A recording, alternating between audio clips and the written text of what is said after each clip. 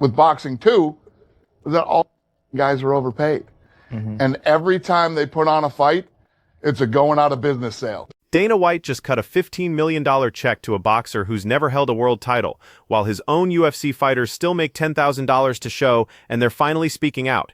It's not fair. It's predatory. There is no argument there. Now we're a bunch of fucking idiots. You take our clothes off and go fight. What started as frustration has turned into something else, something organized, and what they're planning to do next could shake the entire promotion. Let's break it down. The deal that broke the dam. On February 20th, 2026, Zuffa Boxing posted one sentence to their X account that detonated across combat sports. The post read, "More top talent has signed with Zuffa Boxing. Welcome to the fam, Conor Benn." Within hours, it had millions of views. Conor Benn, a 29-year-old British welterweight with a record of 24-1, had left Eddie Hearn's Matchroom Boxing to sign with Dana White. The deal, one fight reportedly worth $15 million. That figure came from veteran boxing insider Dan Rafael and was corroborated across multiple outlets. Chris Mannix of Sports Illustrated confirmed it as at least an 8-figure deal. To be clear about what this means, Conor Benn has never held a world title. He spent 2 years suspended over a doping scandal involving clomiphene, a banned substance that boosts testosterone. He tested positive twice in 2022, and his scheduled fight with Chris Eubank Jr. was canceled days before the event. He was provisionally suspended, then cleared, then suspended again on appeal, then finally cleared in November 2024 when UK anti-doping failed to prove intentional use. He never fully explained the positive tests, and Dana White just handed him $15 million for one night of work. Now put that next to what UFC fighters earn. Entry-level fighters still make $10,000 to win, a number that hasn't changed since roughly 2016. That's $20,000 maximum if they win. After training camp costs, which run $10,000 to $15,000 per fight, plus taxes, travel, management fees, and medical expenses, many debut fighters walk away with almost nothing. In 2024, 43% of UFC fighters earned under $45,000 for the entire year. The highest-paid UFC fighter in 2025 was Dricus du Plessis. He made approximately $7.114 million across multiple title fights over the whole year. Conor Benn will make more than double that for 15 to 25 minutes in a boxing ring. One post on social media captured the math that had people furious.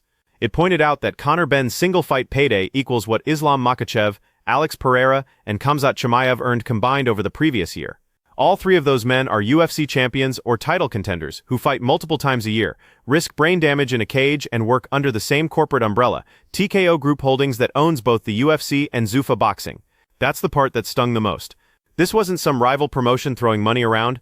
This was Dana White's company. The same Dana White who tells UFC fighters the promotion can't afford to pay everyone millions. You can't build a league like that. You can't build a sport. You can't have 750 fighters under contract making money. That's what Dana has said about boxing for years, that paying fighters too much destroys the business model. I'm doing this for my family. It's an offer that you'd be mentally ill to turn down. So for me, I'm blessed to be in the position I'm in. And yet his own boxing promotion just paid one non-champion $15 million for one fight. The contradiction wrote itself, and the UFC roster saw it in real time. Benn himself didn't hide from the money. In an interview with Boxing King Media shortly after the signing, he was direct about why he left Matchroom. Like the UFC is the most, as far as the pay scale, there is no, you compare it to any other sporting event, the UFC is the most fucked up. He later added context about why loyalty to a promoter only goes so far. That rhetorical question landed differently depending on which side of the TKO umbrella you stood on. For Benn, it was a justification. For UFC fighters making $20,000 a fight, it was a mirror, reflecting back the reality that their boss could write a $15 million check when he wanted to. The fighters who spoke up, the backlash from inside the UFC wasn't some coordinated movement. It was raw, messy, and frustrated.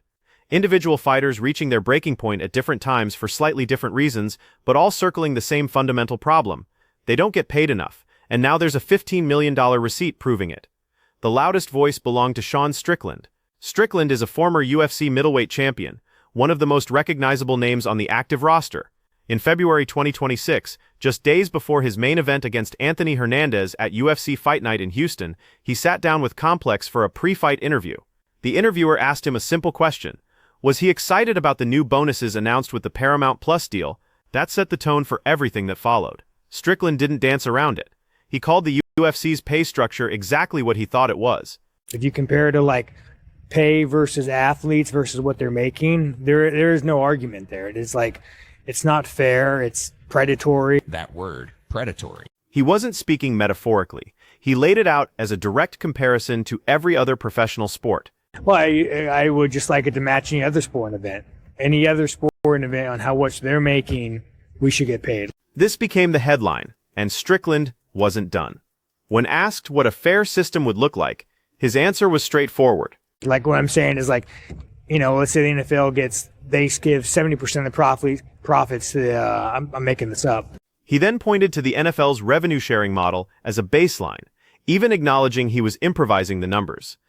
You say no to a fight, well, guess what? They're going to go find some fucking guy in some fucking sand pit. They'll do it for fucking 5-5. That line. The actual number in the NFL is around 48%, negotiated through a collective bargaining agreement. The UFC doesn't have a union. Fighters receive roughly 16 to 20% of total UFC revenue. That's the core gap, and it's been the core gap for over a decade. Strickland also explained why more fighters don't speak up. The answer isn't complicated. Fear of retaliation. That's why you're slowly going to see the American roster die, because it's like outsourced by like people that you could live on. This captured the entire leverage problem. If one fighter refuses, the UFC has hundreds of others who will take the fight for less. And Strickland connected this directly to a trend he sees accelerating: the decline of American fighters on the roster. How much is fucking rent in Vegas? Like $2,000, $1,600, $1,400. So it's like, once you pay your managers, your taxes, like, how the fuck are you supposed to live on that? Like, well, you could fight 4 times a year. Okay, so you go 3-1. His point was economic. A fighter from Brazil or Central Asia can take a $10,000 paycheck and live on it. An American fighter in Las Vegas, where rent alone runs $1,400 to $2,000 a month, cannot. Man, to have 14 bonuses and not equal up to $1 million, it's not right. It's not right. And then the line that made the rounds on every MMA forum and social media platform: you'll make more money working at Walmart. That wasn't an exaggeration. A full-time Walmart employee in Nevada earns roughly $30,000 annually. A UFC fighter on a $10,000 contract who fights 3 times and wins twice grosses $50,000. But after camp costs, taxes, management fees, and medical bills, the net can fall below Walmart wages. Strickland wasn't the only one. Justin Gaethje, a former interim lightweight champion and BMF title holder with 14 career bonuses, spoke during UFC 324 Media Day in January 2026. The Paramount deal had just gone into effect. Daniel Cormier, a UFC commentator and former champion, had publicly stated that everyone was going to get paid more under the new deal. Gaethje pushed back directly. It should be a lot more than that, and I should have had opportunities to do smarter things with my money, but I don't, and I haven't. And to this day, everyone's, I hear Daniel Cormier saying that everybody's going to get paid more on this card. 14 performance bonuses across a career. The kind of violent, highlight reel finishes that the UFC uses in promos to sell pay-per-views, and the total didn't even reach $1 million. Gaethje then addressed the Paramount deal directly. And had been, in the works for about a... And then the sentence that contradicted everything Dana White had promised about the new era. I'm not getting $1 more than I would have if this deal did not happen. Not $1 more. That was Gaethje's lived experience of the supposedly transformative $7.7 billion Paramount deal. These weren't anonymous complaints on Reddit. These were 2 of the most well-known, most marketable fighters on the active UFC roster, speaking on camera, on the record, days before fights. They weren't making theoretical arguments. They were describing their own paychecks. On beyond the active roster, retired fighters had been making the same case for years. Demetrius Johnson, widely considered one of the greatest fighters of all time, a man who held the UFC flyweight title for years and defended it a record number of times, described the moment he realized just how underpaid he had been. He was gutted. One of the greatest fighters in the history of the sport, lying in bed at night, doing the math on his career earnings, and realizing how little of the revenue he actually received. If he had been an NBA player of equivalent stature, the earnings wouldn't even be comparable. And that's the point that Conor Benn's $15 million deal drove home for every fighter paying attention. The money exists. It's just not going to them. The system that built the gap, the pay gap between UFC fighters and boxers like Conor Benn, didn't appear overnight. It was constructed over 2 decades through a combination of exclusive contracts, corporate acquisitions, and a business model that treats fighters as replaceable parts in a content machine. In the mid-2010s, the UFC was keeping an estimated 80 to 85% of event revenue, leaving fighters with just 15 to 20%.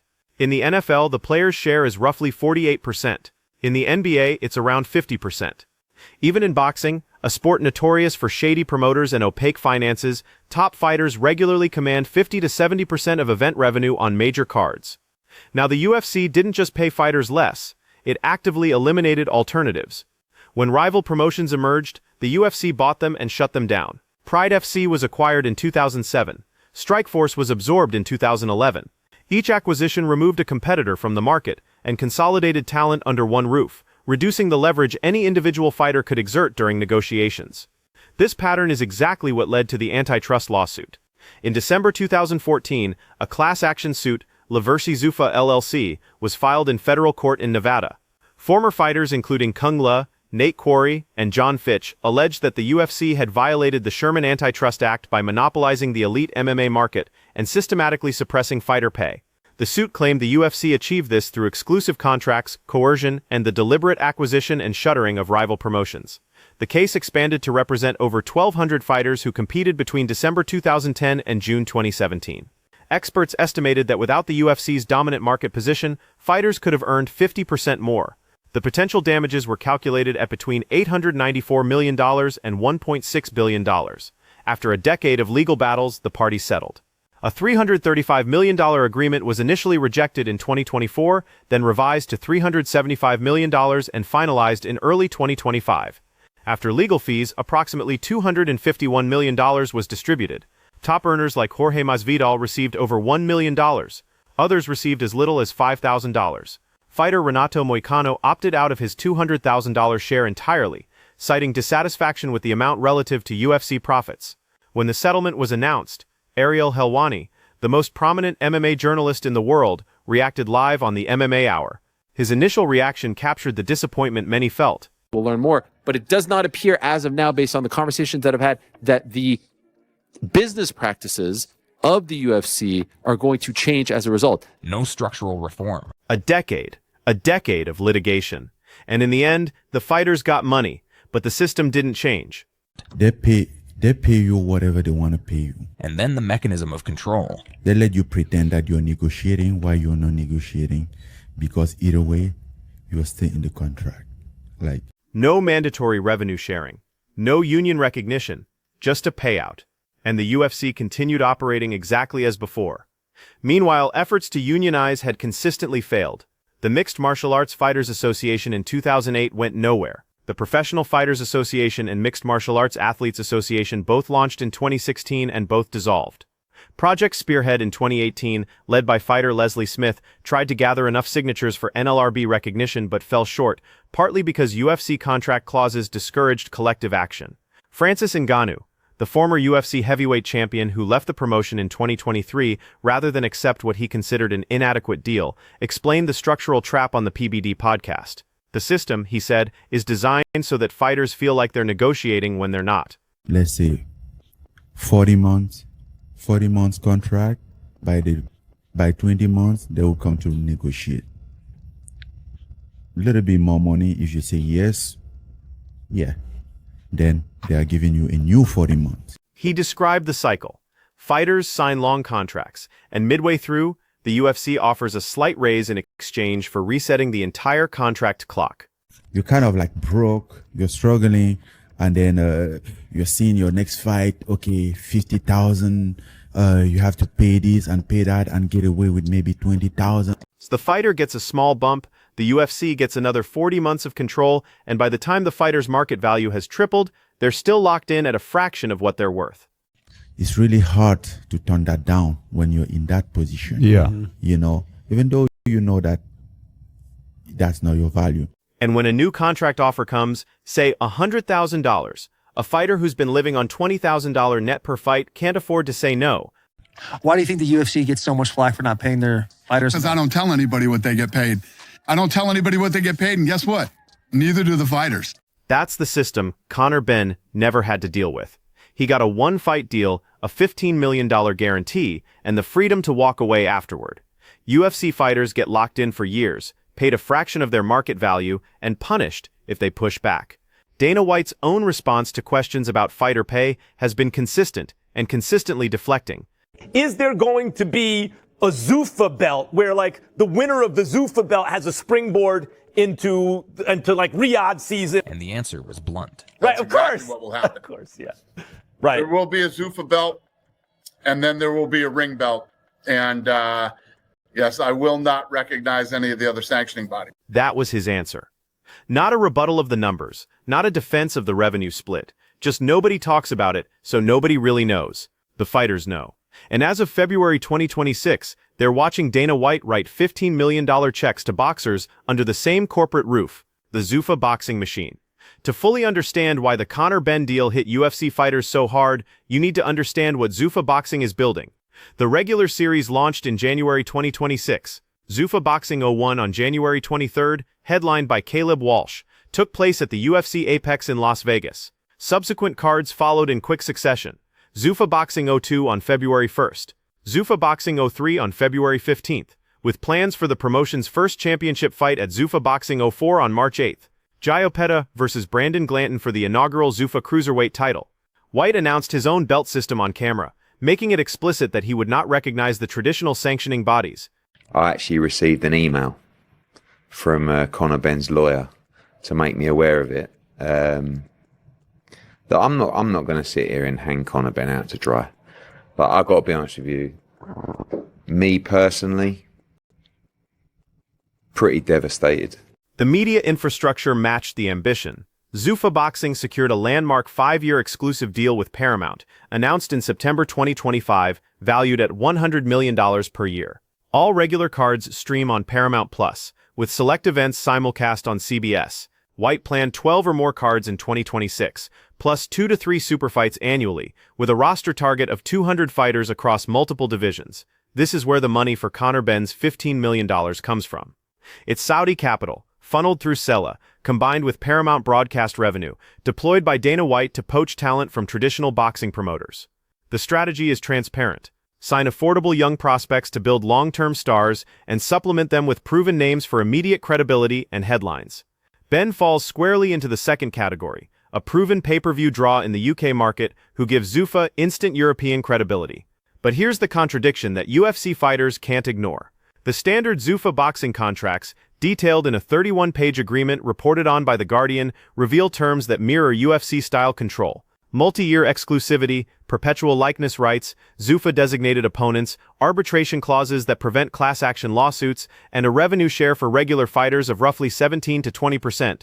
The minimum pay was reported as $200 per round, with purses ranging from $15,000 for unranked fighters to $500,000 for title defenses.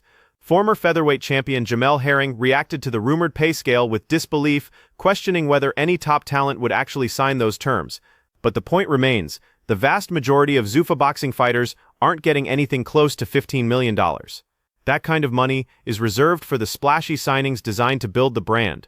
Everyone else operates under a structure that looks remarkably similar to the UFC model that fighters have spent a decade protesting. Eddie Hearn, the man who lost Benn to Zuffa, seized on this contradiction immediately. In the days following the announcement, Hearn launched a sustained public attack on the disparity between what Zuffa pays its boxers and what the UFC pays its fighters.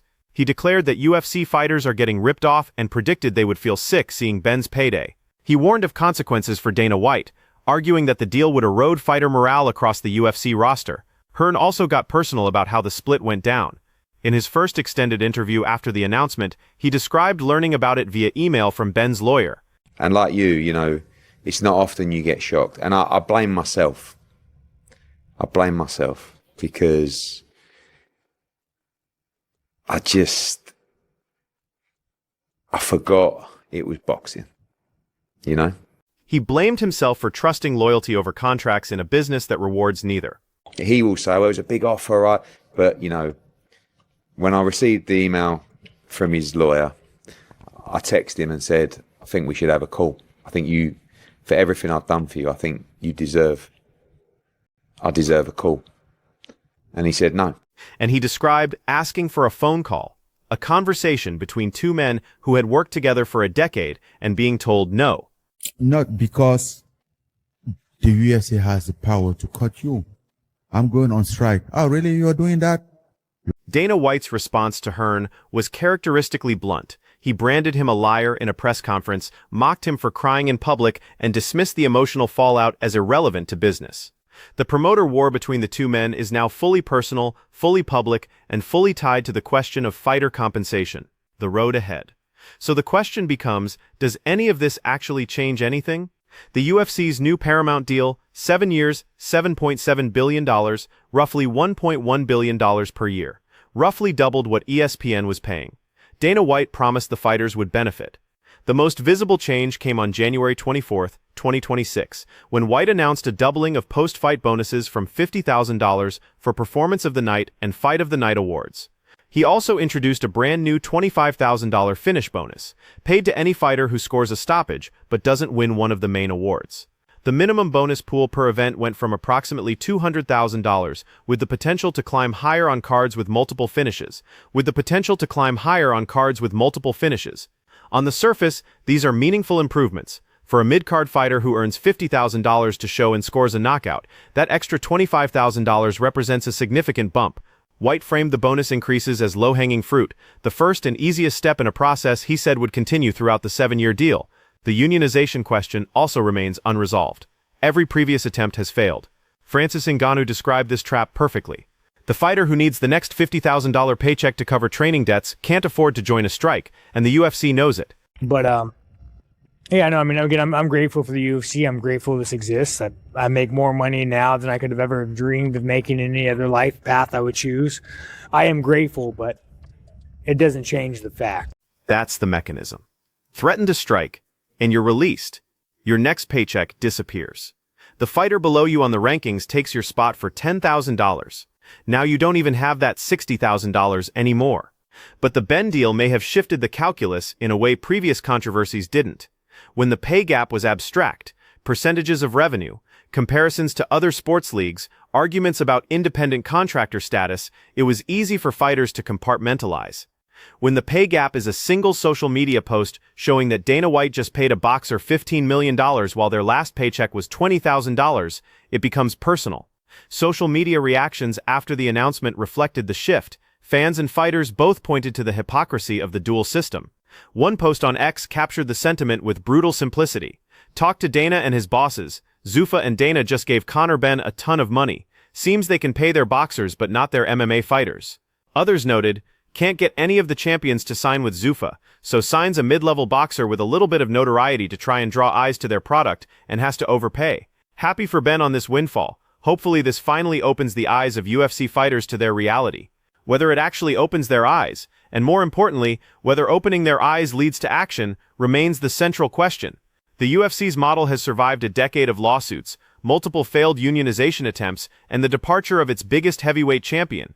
It survived because the supply of fighters willing to work for low pay is essentially unlimited, and because no single fighter's absence has ever materially threatened the business. But the Paramount era is different. The UFC is now worth more than it has ever been.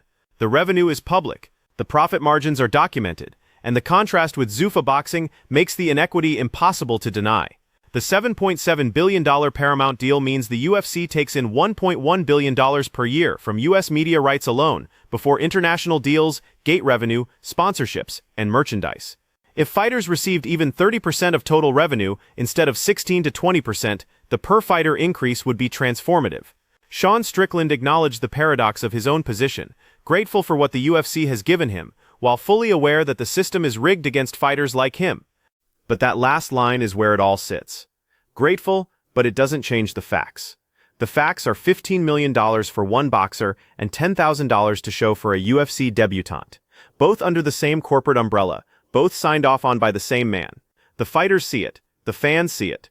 The question is whether seeing it is enough to change it, or whether the UFC's structural advantages will continue to keep fighter pay exactly where it has been for the last decade. For now, the bonuses are bigger. The cards are on Paramount Plus, and Dana White says fighter pay is going up. But Conor Benn is about to cash a $15 million check, and the average UFC fighter is still doing the math on whether they can afford next month's rent. Thank you for watching. If you enjoyed this video, click on one of the boxes playing on your screen to watch more similar content.